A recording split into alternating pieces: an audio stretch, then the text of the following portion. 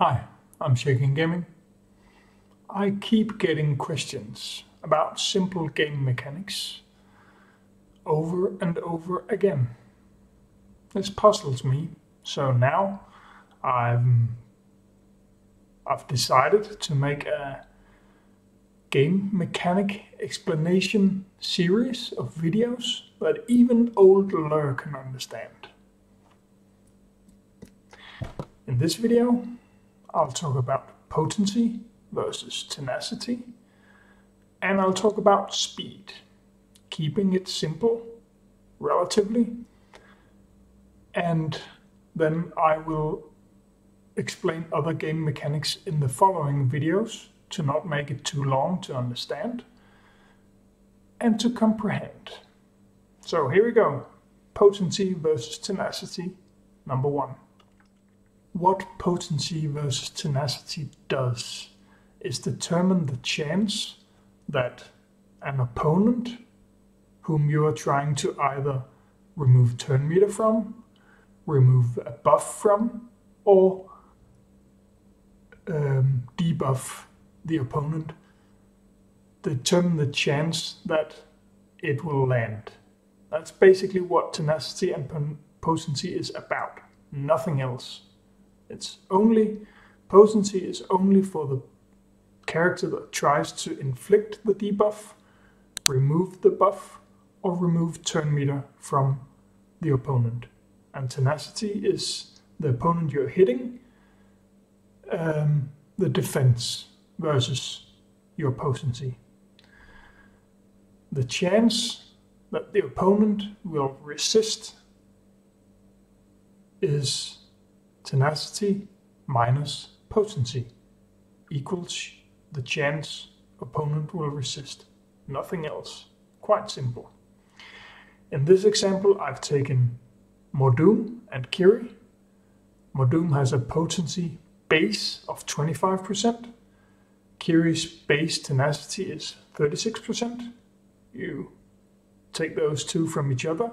That gives 11% chance without runes, without buffs, that Kiri will resist Mordoom's debuffs or resist him trying to take off Kiri's taunt.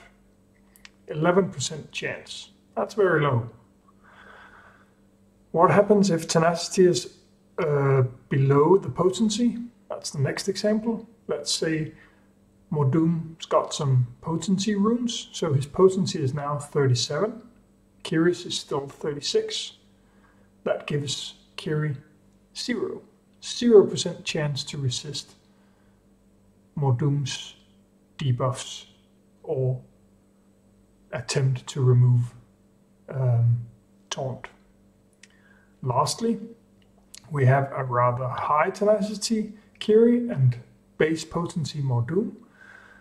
110 versus 25, that gives 85% chance that Kiri will resist, and thus only giving you a 15% chance to land your debuff or to clear the taunt, which is very low. Of course, if Kiri goes even higher, Mordoom will end on 0% chance. That's it. There's nothing more to speed, to potency and tenacity. If you can't understand this, Old Loor is smarter than you are. Speed, that's the next one. Speed is both simpler, but also a bit more complex if you want to understand it 100% how it works. First up, each character has a base speed. Here I've taken Salvador and buff. Of course, you can, with runes and buffs and etc., increase speed or slow them. I'll not go into that part, but only to take the speed that the character has and determine when do they take a turn. Because that's what speed does. There's a hidden mechanic that you don't see, but it requires 100 time steps to get a turn. Sorry, 1,000 time steps to get a turn. So every time the game takes a tick, Salvador will receive 95 time steps, buff will receive 181 time steps. So that's first tick. Next tick you apply again and again and again until they go over 1000. Salvador, that's 1000 divided by 95. That gives 10.5 ticks before he takes a turn. And buff, 5.5 tick. So far, so good.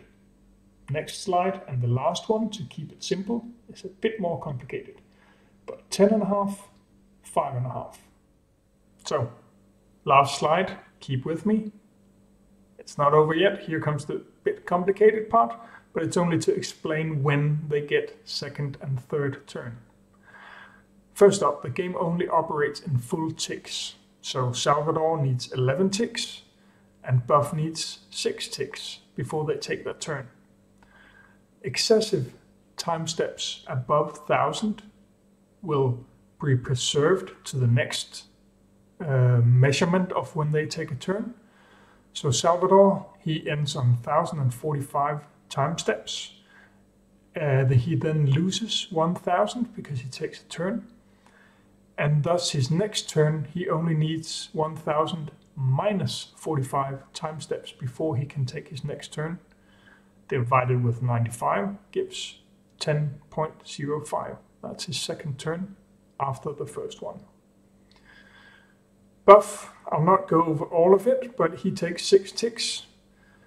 His second turn, blah, blah, blah, he needs 6 ticks again.